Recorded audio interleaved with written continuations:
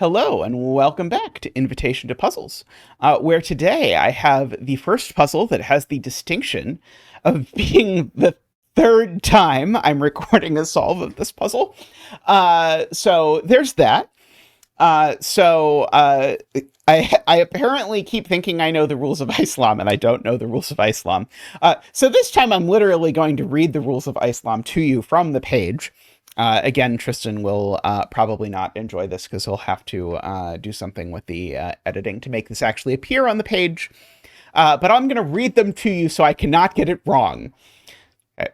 So we are tasked to draw a line that starts at the in arrow and goes through every white cell. Okay, so here is the thing. Every white cell, Zeta, every white cell it goes through. And so before reaching the out arrow, so again, there's blue cells and white cells. We have to visit every white cell, I will say for myself one more time, before it reaches the out arrow. Now, the weird thing about this that's distinct from most genres where you draw a line or a loop is that the line can cross itself. However, that can happen only on icy cells. So only on blue cells, and the loop may not otherwise branch or overlap. So, in other words, I can do something like this. The path can go like through here and then back out here and then back across here like that.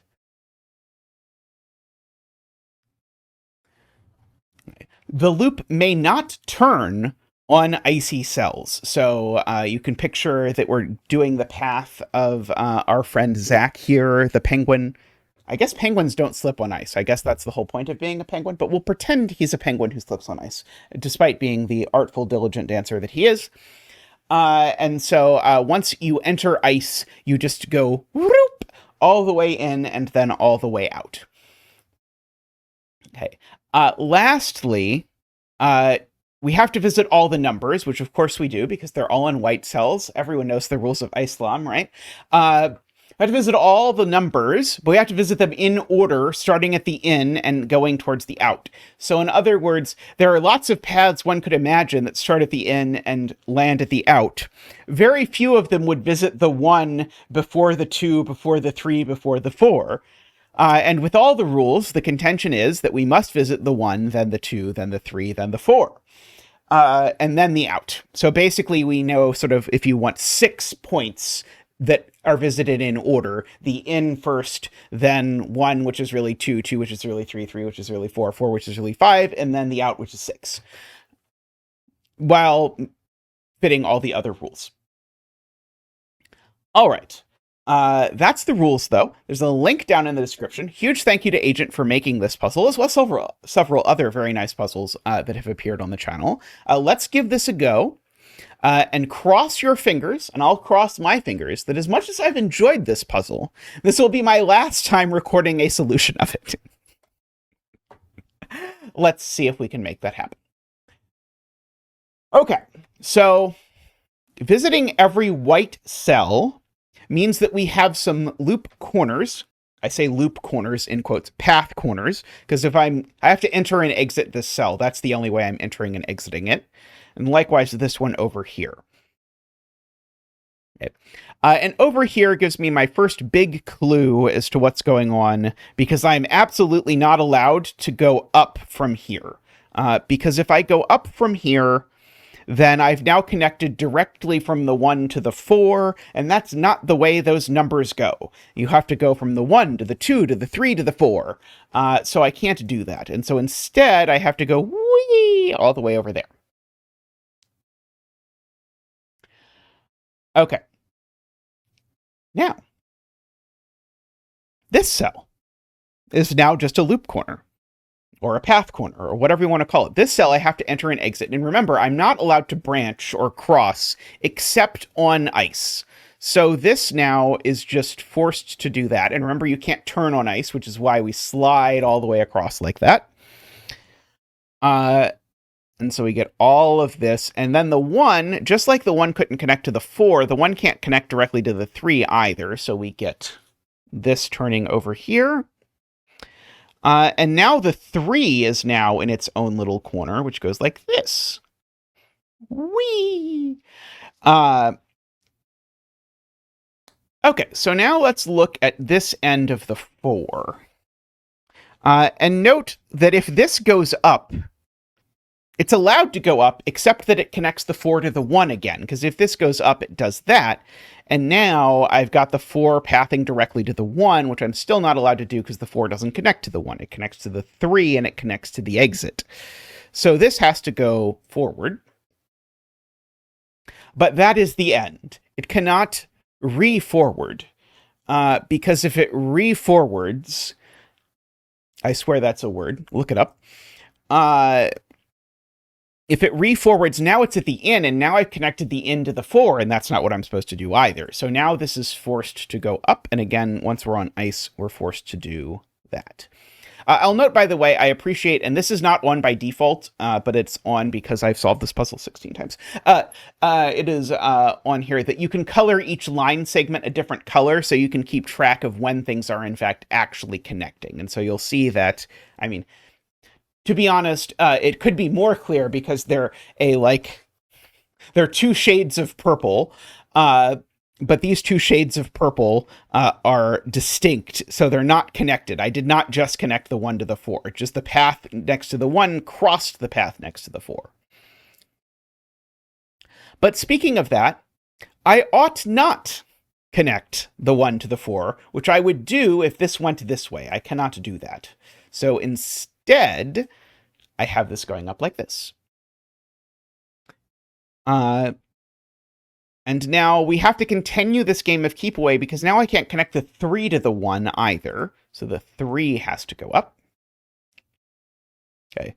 By the way, it does allow you to draw in a little loop segment like this for the in and one like that for the out, which I find adorable.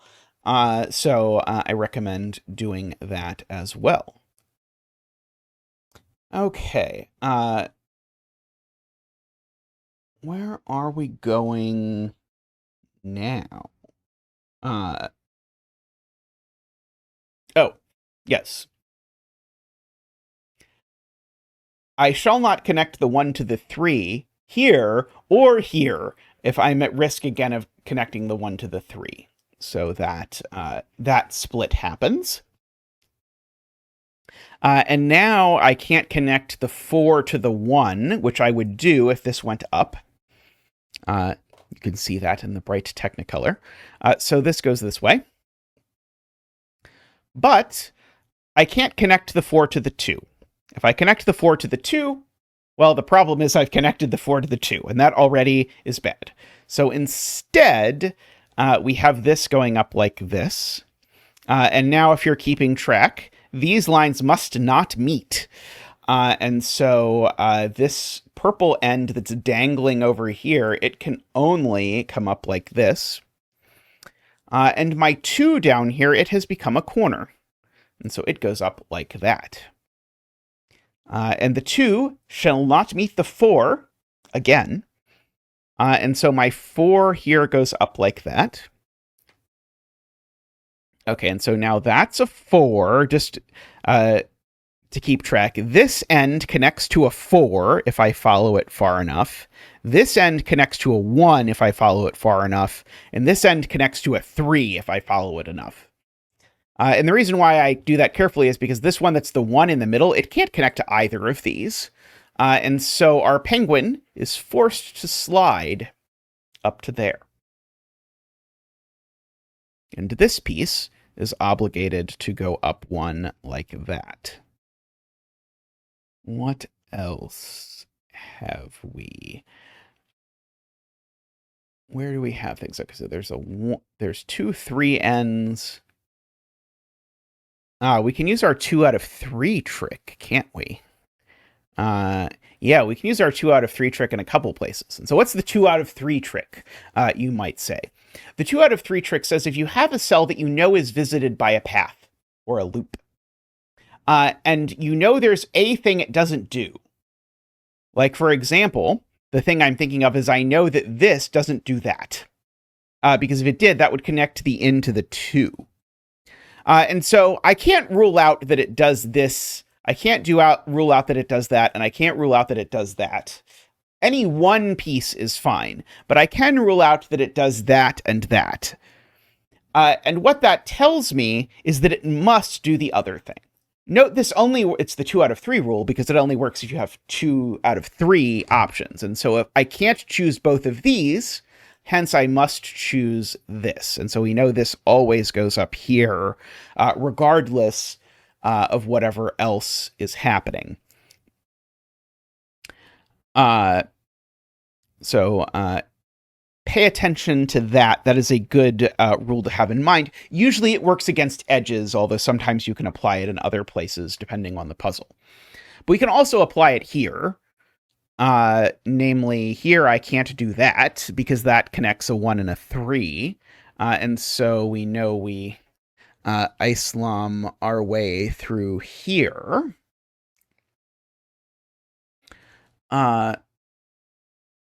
Oh, maybe simpler point. This is a corner. Because now that this has gone this way, I need to go visit this, and that can only happen like that.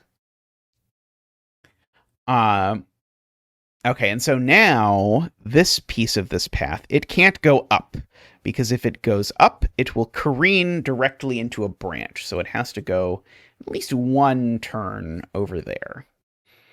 And that's helpful because now the 2 can't go up. It would connect to the 4. Now this end is very nice because if it goes up, I create the miniest of mini loops. And we don't like mini loops because there's not any loops in this. It's not even the case that a mini loop is bad because the loop is too small. A mini loop is bad because there's no loops in this puzzle. So instead it goes that way. Which does make the in now go up like that. Okay, the in certainly doesn't connect to the 4, or the 2.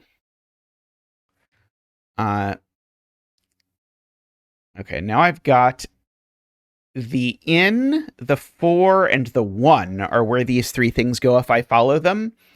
I can't connect the 1 to the 4, and I can't connect the 4 to the in, which actually pushes the 4 up here into the I, and actually pushes the 1 up all the way over here. Spoiler, the 1 does not turn to the exit, so we know we have that. So we know that this comes over here. Okay, we can apply the 2 out of 3 rule again here. I can't go directly vertical because that connects the 3 to the out. And so this goes over here. And now, funnily enough, actually both connections are equally good rather than bad. I can connect the 3 to the 4. That's fine. I can connect the 4 to the out. That's fine. I cannot, however, have this piece go down because that will create a branch, so it needs to come over at least 1. Okay. Maybe this might be easier. This 2 I can't close. Again, that would create a mini loop, so these both actually get pushed up. And I, again, definitely can't close it. The in can't connect directly to the 2, so the in comes up here. And notice that now the in is connected to the 1. So there's the end of the 1. Let's see, the 2 we know goes up here. The 2 can't connect directly to the 4, which is what this piece of spaghetti goes to. This can't go down either, because if this goes down, it creates a branch, so it goes up instead. Okay, and this light purple, now if I connect the 4 to the light purple connects to a 1. I can't do that. So my light purple is going to slide over just like this, and my 4 is going to come down, and notice that connects the 4 to the 3. It's okay to connect the 4 to the 3. It's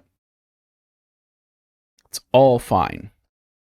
That said, and so here's where the color is useful, I definitely can't connect these 2. Because notice the 4 and the 3 are already connected.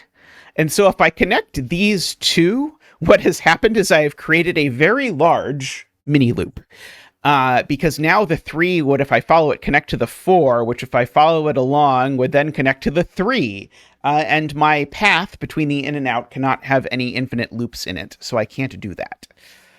So that means this now has to turn up. This has to turn over here, connecting the 3 to the 2, which is good. The 3 and the 2 are supposed to connect. And I've got a few more corners now. Like this is a corner, that's a corner. Let's see. This is a corner because I can't go that way because it would crash, and I can't go down because that would branch. So I have that. I can't go that way or up, so now I do that. And then we are done. A very lovely puzzle that I may, emphasis on may, have gotten the rules correct to on the 3rd try. Note, by the way, there are blue cells that are unvisited, which is perfectly okay. That is not against the rules of Icelom. But all the white cells are visited, so that is our solution. Huge thank you to Agent for this very lovely puzzle. I have greatly enjoyed it, even if I have perhaps done it more times than the average person will. That's it for now, though. Thanks for watching, everyone, and I'll see you next time. Bye for now.